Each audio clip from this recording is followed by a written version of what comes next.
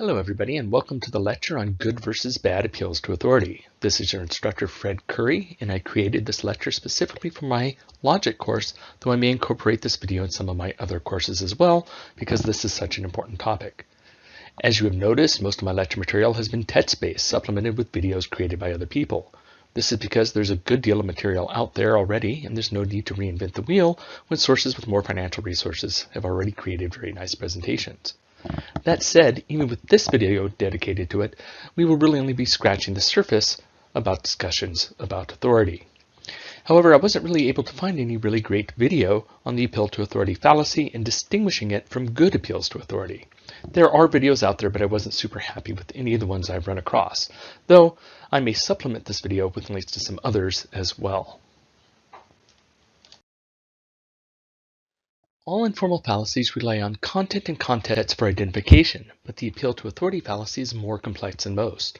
Also, in classes that require papers, I have noticed that improper use of authority is something that students seem to have an especially difficult time with. For that reason, taking this lecture to heart can really improve not just your critical evaluation of arguments of others, but also your own writing. A few things to note about the appeal to authority fallacy. First, we absolutely must depend upon appeals to authority in our lives. No person is able to be an authority on everything. If your pipes break, you need to call a plumber. If you are sick, you need to rely on a doctor. If your car breaks, you need to rely on a mechanic. If you are unsure how to solve a math equation, you might rely on a textbook or even a calculator, which is just another kind of authority. So appealing to authority is only a fallacy when it's improper in some way. There are several ways that appeals to authority can go wrong. First, the authority simply might not be a legitimate or proper authority. An authority might be outdated or superseded by new information. The argument or issue might not be one that can be settled by an authority.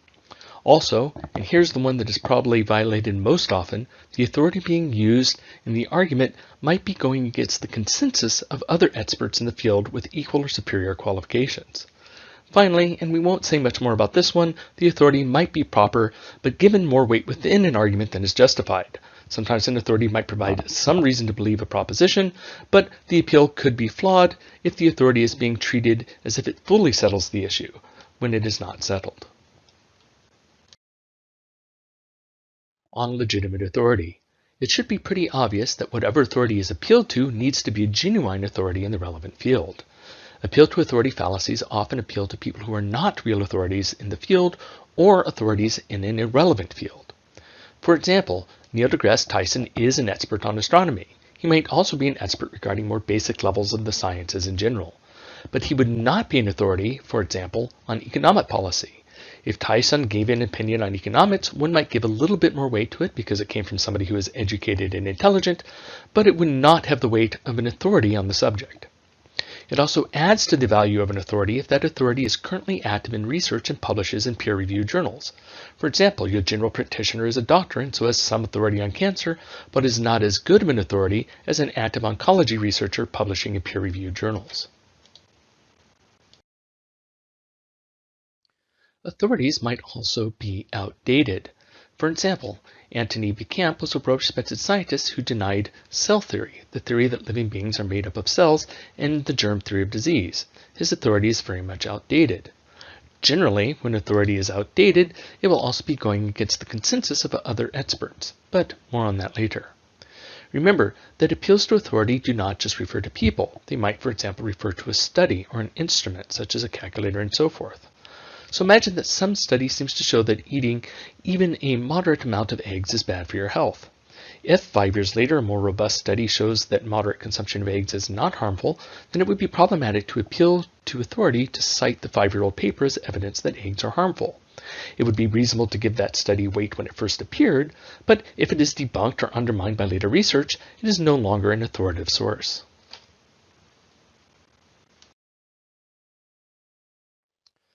Another thing to ask yourself is whether or not an authority can settle the issue. For example, a priest might be an authority on her religion, but she is not in a position to actually settle whether or not God exists. This person has expertise on the official stance of her religion, interpretation of scripture within that context, and so forth, but not on the existence of God.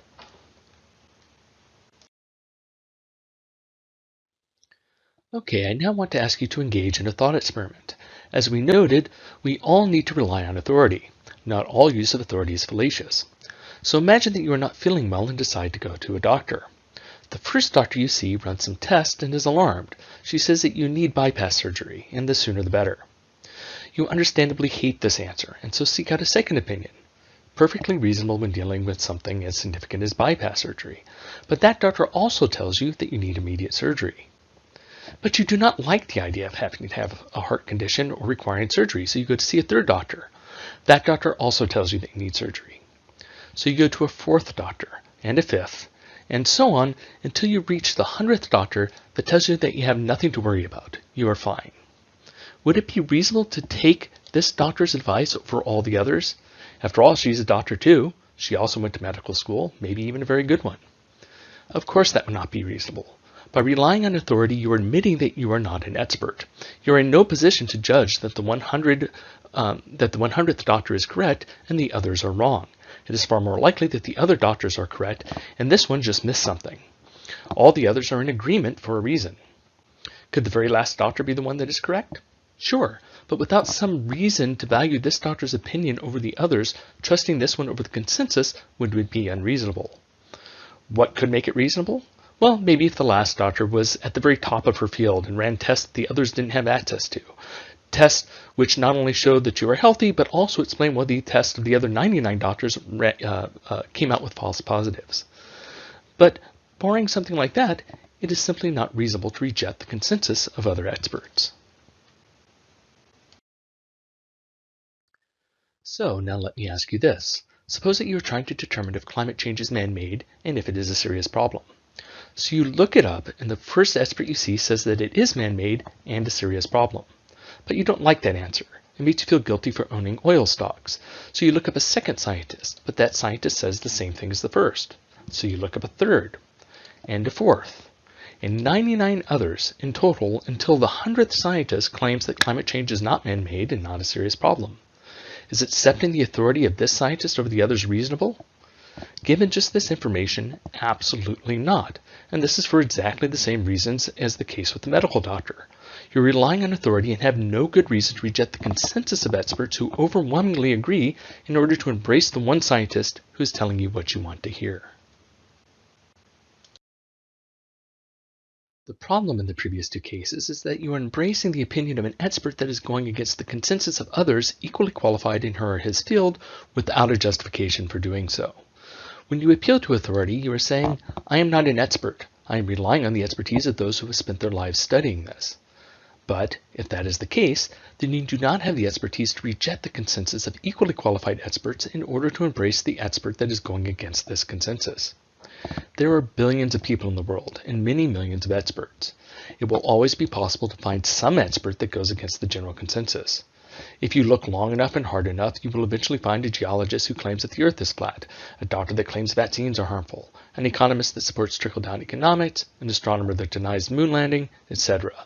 This is especially true if there are financial incentives for doing so.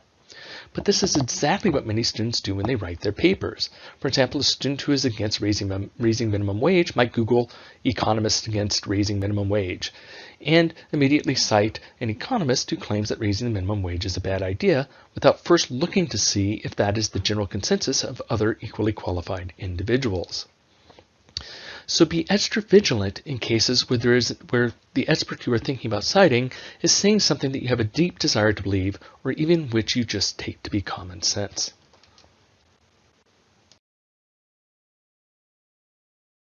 So, if you care about the truth as opposed to just convincing others, then you should take the time to look to see if the expert you are citing is running against consensus.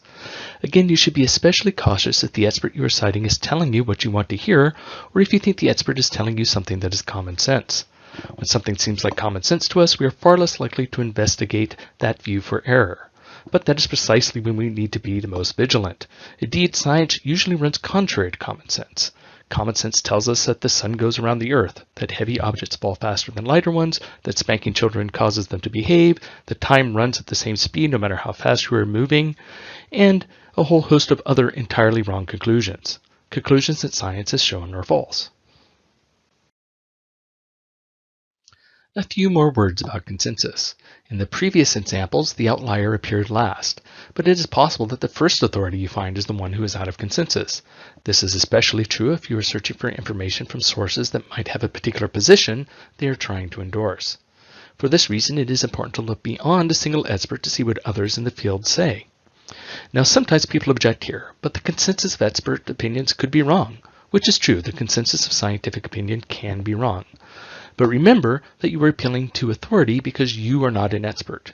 You are saying that expert opinion is more likely to be correct than your own judgment, and given this, you have no reason to reject the majority opinion of experts in favor of a minority opinion, especially if it is very much in the minority. And this is really important, you should be aware of apparently clever arguments that suggest that scientists are all making some kind of foolish error. For example, sometimes the anti-evolutionists argue that evolution violates the second law of thermodynamics. Now ask yourself, how likely is it really that 99.99% of publishing biologists, intimately familiar with the laws of biology and well-versed in chemistry and physics, are going to simply forget about one of the most important natural laws in science? Not likely at all. It is much more likely that the layperson who is rejecting evolution based on the second law of thermodynamics doesn't fully understand how the second law is perfectly compatible with evolutionary theory. In this example, what is usually missed is that the second law only applies to closed systems, and the Earth is not a closed system, it is powered by the sun, a fact biologists are aware of. Similarly, it is unlikely that astrophysicists forgot that the moon has no atmosphere when they say that videos of the moon landing are legitimate.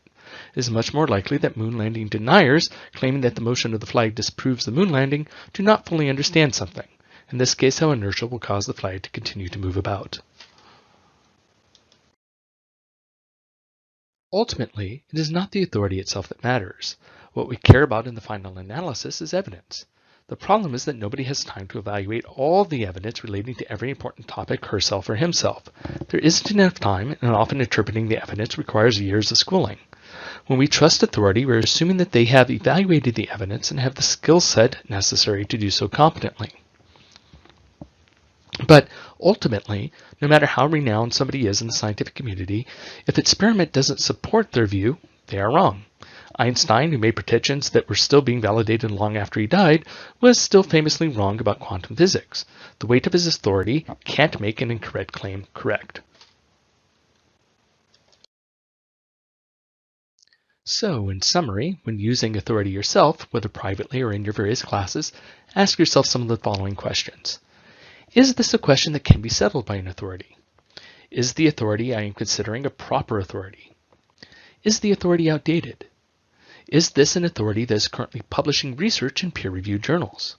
Is this authority speaking with the consensus of other equally or better qualified authorities in her field? Am I inclined to believe this authority because she is reinforcing my worldview?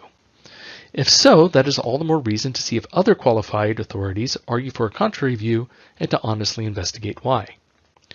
Proper versus improper use of authority is a complex issue, and we have only scratched the surface here. Still, we have touched on sources of some of the most important errors people make when using authority. We must rely on authority in our lives, and so it is important to put real effort into separating good appeals to authority from bad ones. Finally, remember that just as with other informal fallacies, content and context matter. And that's it, everybody. I hope that this helped. Please ask me any questions in the raised hands forums or through email. Talk to you later.